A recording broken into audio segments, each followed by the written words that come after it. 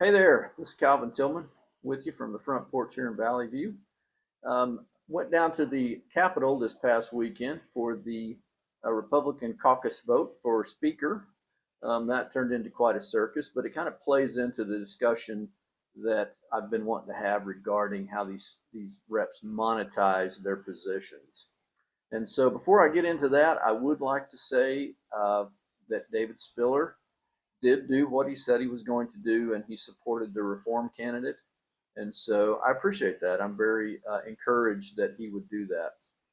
So in this discussion that we're having today, in no way am I trying to implement David into this. I'm unaware of him monetizing his position. But there is a broad observation of folks that are doing these sort of things. And some of these things are very well known. Some of these things you've heard about from firsthand accounts. So these folks go down there. If you're a state representative or a state senator, you make $600 a month plus per diem whenever you're in session or whenever you need to be in Austin for a committee hearing or something. In addition to that, they do get some medical benefits if needed, and they do get a very lucrative retirement package, which is based on the salary of judges here in Texas. And so you often see them raising the salary of judges, which raises their retirement. But many of these come in here, work for $600 a month. They really don't have much in the way of an outside uh, job other than being a state rep, and yet they leave office multimillionaires.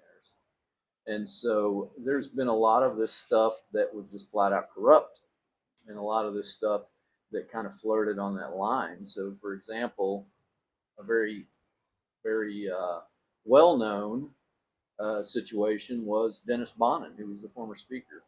And he started a couple of banks down in South Texas in his district, and they were funded by a lobbyist. The lobbyist was his business partner. And so that is one clear that would seem, clearly wrong to me, but apparently it's skirted just within inside of the rules. I've seen other situations where a group, like I had a friend who got to know very well, and he owned several car washes here in Texas, and so he was part of the car wash association, and they wanted a state rep to carry some legislation for them, and he said, "Yes, I will do that if you invite me to be your speaker at your annual conference, and you pay me $10,000." So, and then there's other situations where they'll have basically a no-show job that is outside of their area of expertise, and so they'll go down there with a specialty, and they will end up in a committee that has nothing to do with what they did for a living before they got there, and they will all of a sudden become an expert, and someone in that industry will hire them uh, basically for a no-show job. And so I think that that happens more than what we would like to admit that it is. But that's how these folks monetize these positions, and I think it plays into the conversation regarding this, this caucus vote this past week and the circus that turned into, and just the struggle for power that's going on in the Texas House, um, because of the fact that these folks are figuring out how to monetize these positions, and they don't want to give up that power and money.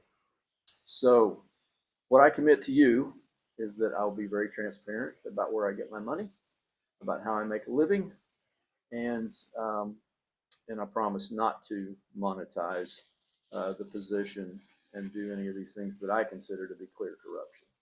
So, again, haven't made my decision. Won't be making a decision until probably June or so after the legislative session ends. But that's my thoughts for today. So appreciate everyone out there.